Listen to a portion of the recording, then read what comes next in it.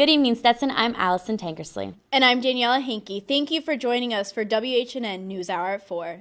We start off today by recognizing the national efforts of American attorneys. Lawyers have stationed themselves inside of airports nationwide to offer free legal advice to those who have been detained as a result of immigration policy changes. President Trump's recent executive order restricts immigration in 7 Middle Eastern countries and suspends refugee immigration for 120 days. These lawyers' efforts have been highlighted through social media as thousands of Americans have band together in support. In local news, Volusia Beer Week begins Friday and will continue through next Sunday. And if you're looking for some entertainment, Athens Theater will host a series of short films through LunaFest. As their slogan says, these films were created by, for, and about women. The event will take place Tuesday at 7 p.m. Also happening on Tuesday, if you'd like to stay a little closer to campus, Stetson's Core Ensemble will be performing the chamber theater piece called Ain't I a Woman? The event will celebrate diversity as it focuses on the life and times of 4 significant African American women. Culture credit is available for this one-time event. It takes place in Lee Chapel at 7:30 p.m. Now it's time for your weekly forecast. We'll take it outside to Chief Weather Forecaster Rhiannon Boyer. Happy Super Bowl Sunday, Stetson. As you can see, it's pretty cloudy outside right now, and we can expect that for most of the day today, with temperatures reaching into the mid to upper 70s. But as the night comes along, it's going to clear up, the clouds are going to move through, and we're going to have a pretty nice evening for your Super Bowl. Stay tuned and find out your 7-day forecast. Rhiannon Boyer. Back to you guys, Daniella. Thank you, Rhiannon. Happening now, the search for Canadian shark filmmaker Robert Stewart is underway. Stewart disappeared off the Florida Keys last Tuesday when he and another diver were filming underwater with non-conventional scuba gear. During the dive, Stewart suddenly went underwater and never came up. The other diver lost consciousness in a struggle to get back up on the boat, and in the midst of the situation, the crew lost sight of Stewart. We'll continue to follow this story and keep you updated as it develops. Following up on last week's Pulse coverage, gunman Omar Martin's wife, Noor Salman, has been arrested on federal charges including obstruction of justice, aiding and abetting. Police have reasons to believe that she had knowledge of her husband's plans prior to the tragic nightclub shooting.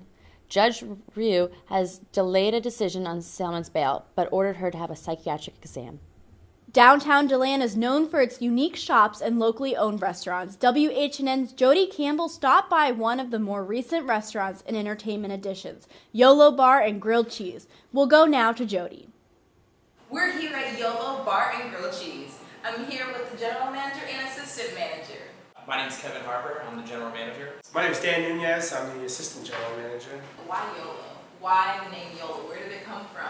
You only live once, so it was kind of like a great concept to bring something like a real craft cocktail, something we really appreciate, and the best grilled cheese sandwiches that you can get. What is unique about here? One of our owners, it's a husband and wife duo, you'd call them. But when they made the company, it was so YOLO, so eat and drink, enjoy yourself. And from then on, we kind of put together, so eat like a kid and drink like a king. Yeah. So, if you think about it from a marketing aspect, we can make really good drinks or really good food, and I think that's a very good positioning to take. So, I know you all have the YOLO Grilled Cheese Challenge.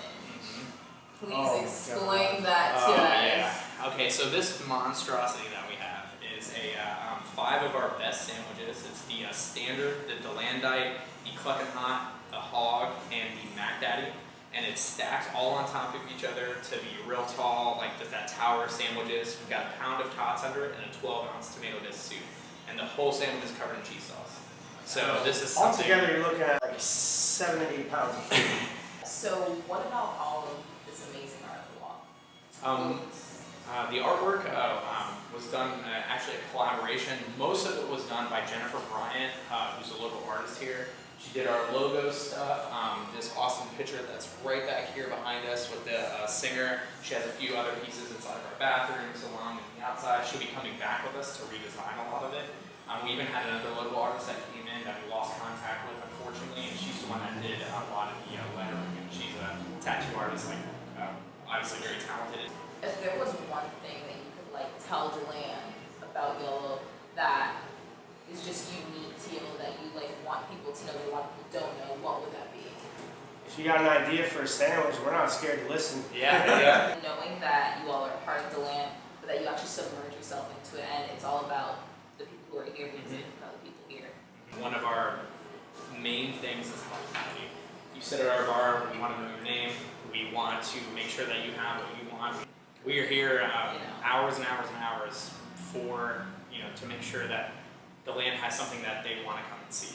Not just some sling drink, party, do shots bar, but somewhere where you can come in, hang out, have a great cocktail, awesome food, and just chill. Well, you heard it from YOLO Bar and Grill. Finally got it right. Oh, Wait, no, almost. Bar and Grill cheese. Bar and Grill cheese. We're here with Dan the Man and Kevin. Thank you all so much. We call him Dad. Yeah, everybody calls me Dad. Thanks, Jodi. A new satellite to the services of the Writing Center opened on Wednesday. It's located at LBC 510. Trained tutors will be available to work with students writing for business courses Monday through Thursday on a limited schedule. Although walk-ins are welcomed, it is suggested that you make an appointment online through the Stetson Student Success Center to guarantee tutor availability. Here's Rhiannon again with your local forecast. Thanks, guys. Now for the rest of your week. We can see temperatures get up to about the higher 80s or mid to upper 80s once we reach Tuesday and Wednesday, and the skies are still going to be pretty cloudy, and it's going to be pretty humid outside until about Thursday when there's a 60% chance of rain. Now come Friday, we're going to see temperatures kind of go down. There will be a slight cold front that comes through, but once we head into that weekend, we'll see the skies clear up and the sunshine come on out. Back to you guys in the studio. Thanks, Rhiannon. Throughout the week, Stetson's Hands Art Center will be hosting the event Oscar Blumener Becoming an Artist. This event displays Blumener's collection with a focus on his paintings of artistic modernism. It takes place Monday through Saturday with times ranging from 11 a.m. to 6 p.m., depending on the day. For more information, you can find the Stetson calendar events online at stetson.edu/programs/calendar. Also, if you're looking for an internship, Part 4 of the internship series will be taking place on Friday at LBC 122. This internship series events will focus on networking. Contact the Career and Professional Development Center with any further questions. And now we'll toss it over to Aubrianna Halls and DJ Swerdloff with sports. Thanks, guys.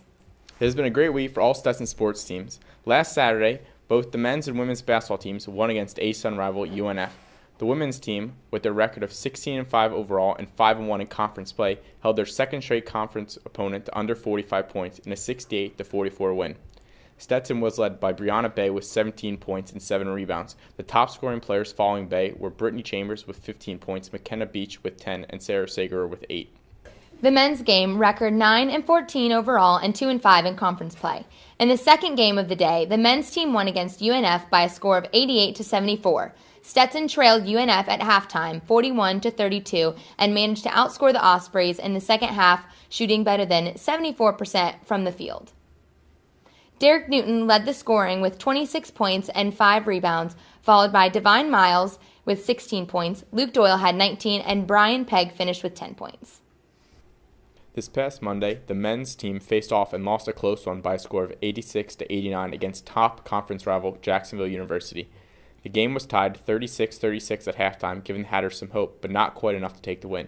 Trailing 79-64 with 6 minutes and 9 seconds remaining to play, Miles was able to get the Stetson within a basket as he scored 15 of the Hatters' final 22 points. Also on Monday, the Atlantic Sun Conference named Derek Newton the Player of the Week as he averaged 29 points and 6 rebounds while shooting 60%. Newton has scored 108 points over the last 4 games. That's the most scored in a 4-game span since the 1995-96 season when Jason Alexander racked 120 points. In volleyball news, Jeff Altier announced on Tuesday that coach Den Yang will be the new indoor volleyball coach. Yang was previously the indoor coach at University of Missouri. Turning now to professional sports, Super Bowl 51 takes place tonight at the NRG Stadium in Houston, Texas. Broadcasted on Fox, we will see the Atlanta Falcons and the New England Patriots go head-to-head. The Falcons finished the regular season with the 8th highest-scoring offense in NFL history, while over the last 6 games they've averaged 39 points with a plus 12 turnover margin. They'll be met by the Patriots, who finished the regular season with a top-ranked defense, allowing 16 points per game on average. So, DJ, who's going to win? I'm going to have to go with the Falcons by a score of 34-27, because even if the Patriots defense can manage to stop Julio Jones, who's arguably the best receiver in the NFL, it still leaves MVP candidate Matt Ryan with a ton of other options. It's a very solid argument, but me personally, I think I'm going to have to stay unbiased. I'm not going to jump on the bandwagon. I didn't like either team before, so Whoever wins, wins. All right, I can respect that. We're going to throw it back to you guys in the studio. This is Aubrianna Halls. And this is DJ Swerdloff for WHNN Sports. Hello, Beyonce. Congratulations on your pregnancy. We have a few recommendations for baby names. I think you should name them Pink and Orange. My woman Beyonce is the self-assured woman. She's gonna name him B and Yonsei. Whatever happened to North and West? It's the wrong couple. Oh man.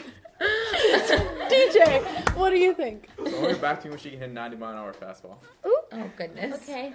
From all of us at WHNN, have a great week.